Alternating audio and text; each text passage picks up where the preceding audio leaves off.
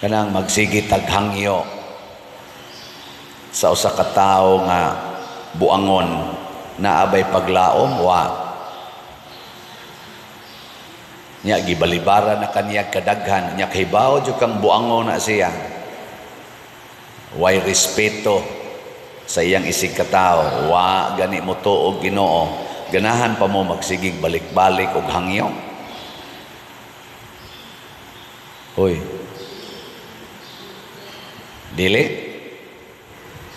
dili oy moundang ta pero kun wa gilain nga imong gituuhan nga makahatag nimo sa imong gikinahanglan bisan pagsalbahis kay na siyang tawhana bisan pag-unsa na siya ka animal magpaubos gyud ka aron mohangyo kay nahibaw man ka nga wa gilain nga makahatag nimo. Mao na gitawag og pagtuong tinuoray. Kana bang moangkon ta nga wa ko'y mahimo kun wa ni siya. Kamo mga asawa, na ba mo gisulti nga wa ko'y mahimo kun wa ang akong bana? Kinsang mga asawaha dinhi nga moingon wa jud ko'y mahimong kaayuhan sa akong kinabuhi basta wa ning akong bana. Taas ang kamot. Tanawa, di ba mo ingon ko, ngika ko, may magdi ko mabuhig wa na siya. Awa na. Anha gyud ka diha mo sugod nga din adyo ka mohangyo. Din aka magpaubos kay nituo man ka nga ikaw mabuhi ra gyud wa siya. Mauro sad na ang atong relasyon sa Ginoo mga igsoon. Kana bang daghan kay nato karong mga tao nga murag naa kita mosalig sa kwarta. Naata mo salig sa atong gahom, naata mo salig sa atong kaning abilidad, naata mo salig sa atong kabtangan. Nya murabag makahimo nata sa atong gusto bisag way Ginoo. Na kung maghisgot tag kaluwasan, way tao, way butang aning kalibutan nga makahatag natog kaluwasan. Labi na gyud kining kaluwasan sa kalag. Kwarta di kaluwas og kalag. Balay di kaluwas. Imong gahom dinhi, presidente man ka, hangtod sa barangay konsehal, elected kunuhay kas mga tao, di gyapon ang makaluwas sa imong kalag. Talents, sikat kay kastanan, ikagi champion kanunay, di gyapon akaluwas sa imong kalag. Honor kanang beauty, ikay kinagwapahan kay na Miss Universe ka, mutya ng Pilipinas, mutya ng San Vicente. Kinsa may niagi ninyo din pagkamutya beta sa kamot. Wow, ato sa mga naong di man para mutya. Din alam ta mga ambisyon na nagmutya-mutya. Pero ang ako ba, di nakaluwas oy. Hasta ganining akong pagkapari. Karon daghan man yung kunuhay mag-follow nako aning akong akong pagkapari karon. Di gyapon ni makaluwas nako. Kun way Ginoo, i-minus nakong Ginoo, na wa gyud ko'y mahimo. Impierno ra gyud. Muna, kung ang atong pagtuo ingon ana na maliwat kita ni Mama Mary. Kung sa may kinaiya ni Mama Mary, sulugoon ako sa Dios, matuman dinhi kanako, sumala sa imong pulong. Why question? Why question? Nya tanan nga nahitabo sa kinabuhi ni Mama Mary, iya gid nang angkunon nga pagbuot ni Ginoo. Tanan nga mahitabo niya, di niya supakon kay pagbuot ni Ginoo. Ngano man, kahibaw mas Mama Mary, pinaagis iyang buhi og lig-on nga pagtuo. God knows everything. Nothing is hidden with God. Way matago sa Ginoo, kahibaw siya tanan. Unya, motuo sa Mama Mary nga God is always in control. Ang saman, mo ni inyong pagtuo. Nigtanaw ninyo sa amin, nituo mo nga ang Ginoo mo'y nagbuot nga nung nikatag na imong kilay. Nya, ang Ginoo din nagbuot nga imo nang kiskison o imong badlisan para tarong tanaw. Ha? Nga ang Ginoo nasayod nga healthy kay kag hormones, reproductive hormones, nga dali ra jud kay kang mamabdos.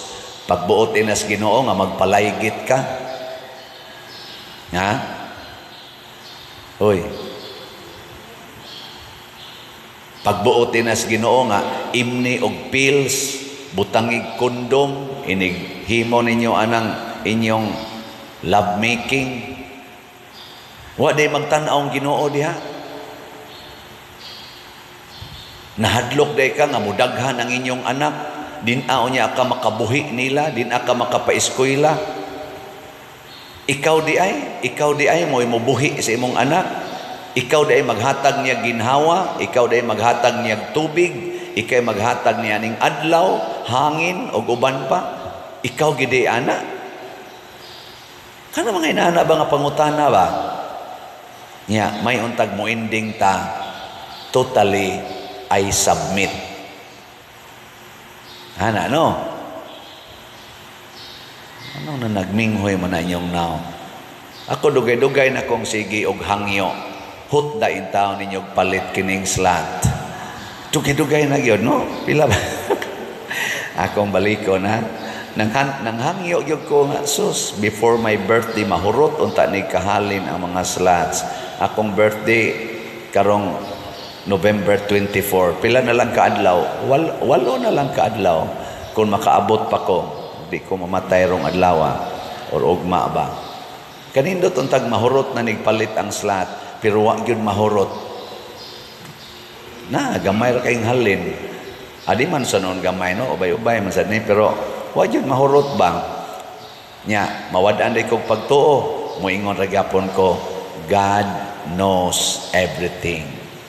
God is in control. Nya moingon day ko sa Ginoo, Lord, unsa may akong buhaton, wa man gini mahurot, ning Ginoo ayaw sa hunong sa pagbaligya. Sige ra jud kog baligya.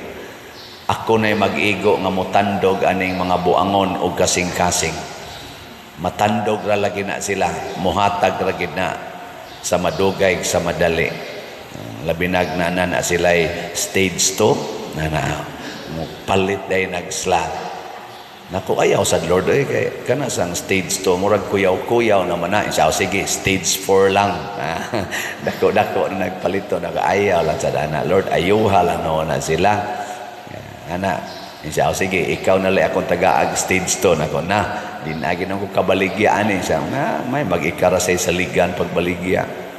So atong SBF dag para sa atong kumbinto, ang atong halin niabot nag 43,714 ka slots, na apay 16,286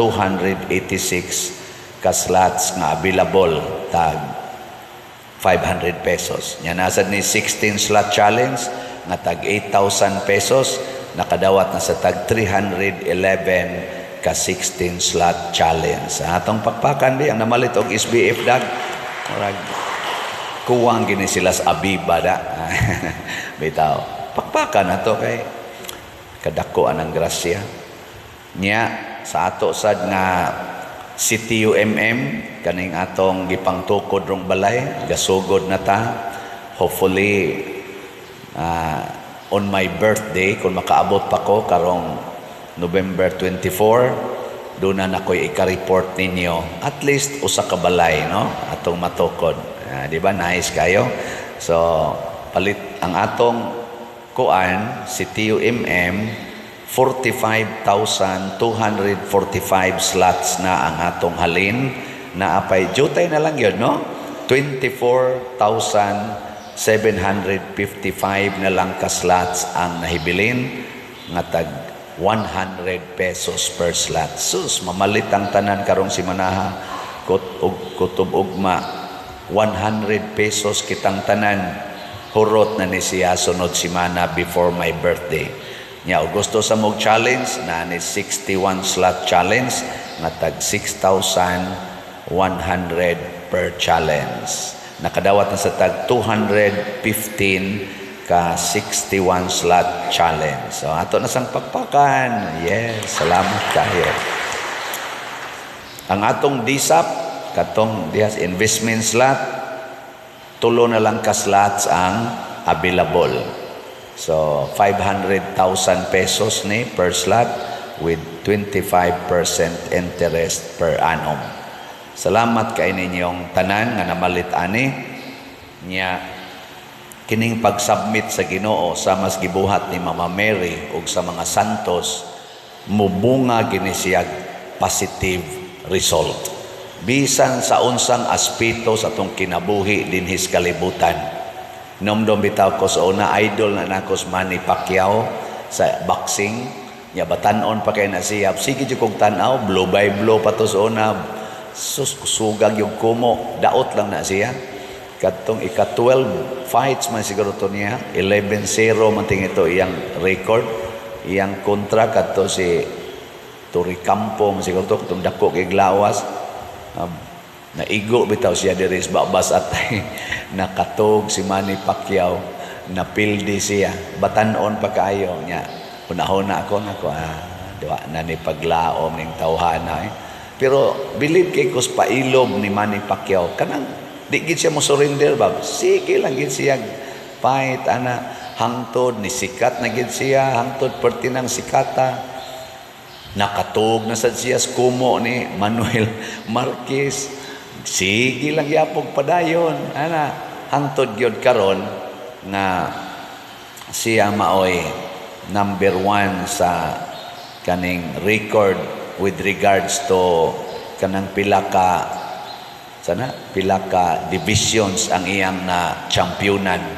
Na champion siya og 8 divisions. Wala pa'y nakakuhaan no? Murag 6 raman siguro yung nakuha sa kadaghanan nga boxers. Ang iyas 8 divisions. Siya say pinakatiguang sa iyang division nga na champion. Katong kontra niya si Turman man siguro to. 40 years old man siya to. 40 kapin ba to? Nga na-champion siya. Ang iyang kontra batanon kayo. Tungod sa iyang pailog, naghatag niya og nindot na success. Gilingay mong tupad. Ing na mapailobon ka, di ka daling manluod, di ka daling mukusmod.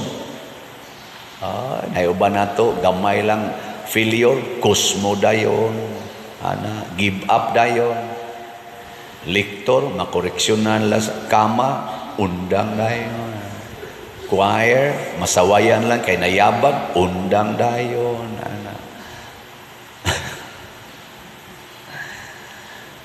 ang sa aspeto sa politika, ako sa nisiyang hisgutan kay bago pa maning nahitabo. Ako lang gibasa ang panghitabo ba. Watay pabor-paboran. Si VP Sara na siya gi-apply nga budget para sa 2025 dito sa Congress.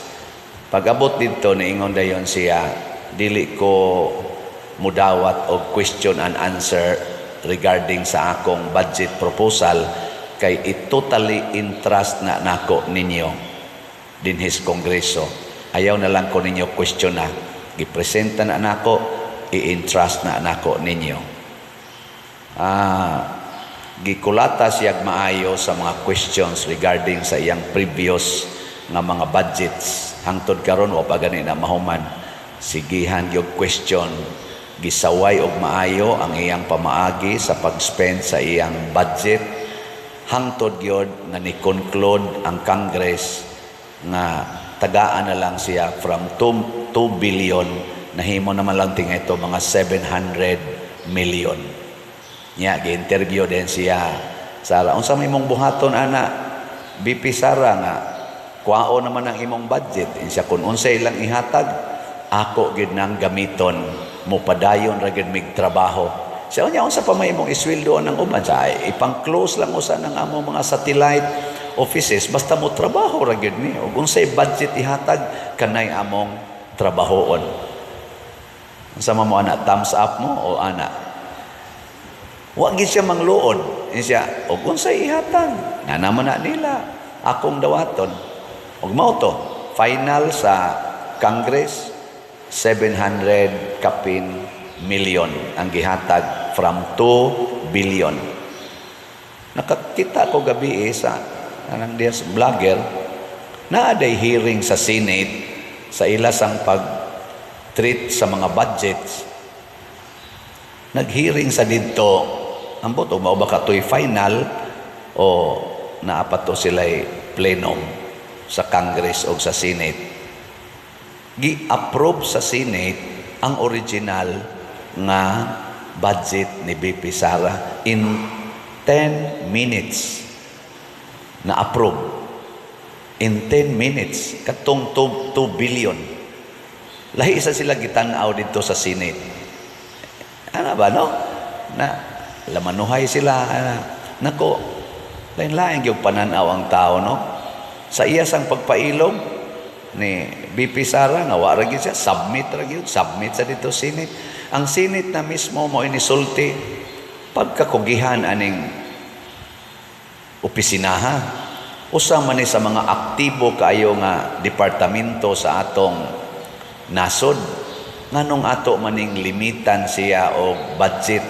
Ato no ning suportahan aron mas mulihok paginigmayo kay kaaktibo ani na magani uban yang departamento matod pa dito sa ilang argumento sa Senate na magani ubang departamento diha nga natug lang ang budget. Wa gyud gibuhat.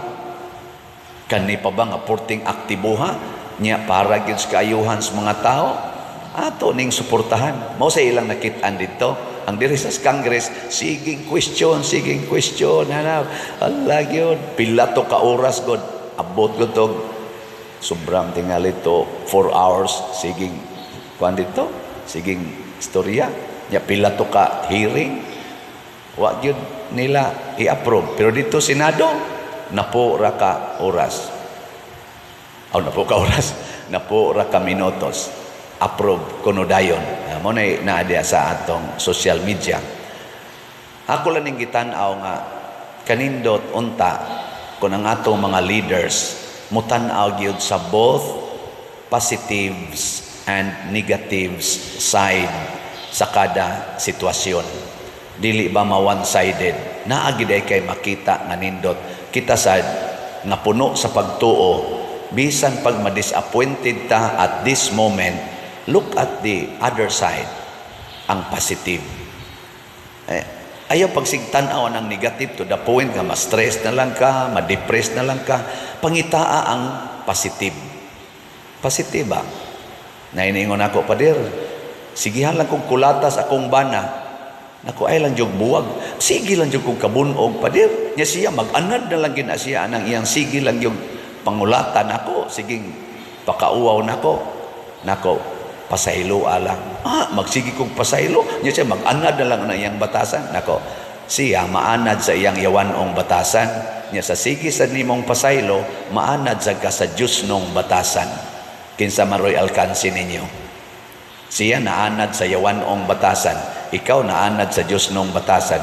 Kinsa man niyo'y nakaginansya. Kinsa nakaginansya ninyo? Alkansi ka o siya mo'y alkansi? Siya mo'y alkansi. Kaya ang iyang na-develop, ang yawanon. Ang imong na-develop, ang Diyos nun. Niya kasagaran rabagis mahitabo, at the end, kadtong yawanon, mahimong Diyos nun. Basta di lang yun ka mo give up, truth, goodness will always triumph at the end. Mo na assurance ni Kristo. Mo na niingon Diyos Kristo, conquer evil by doing good. Conquer evil by doing good. O ang pinaka-good, kana yung pagpaubos, pagpailob, nga way limit.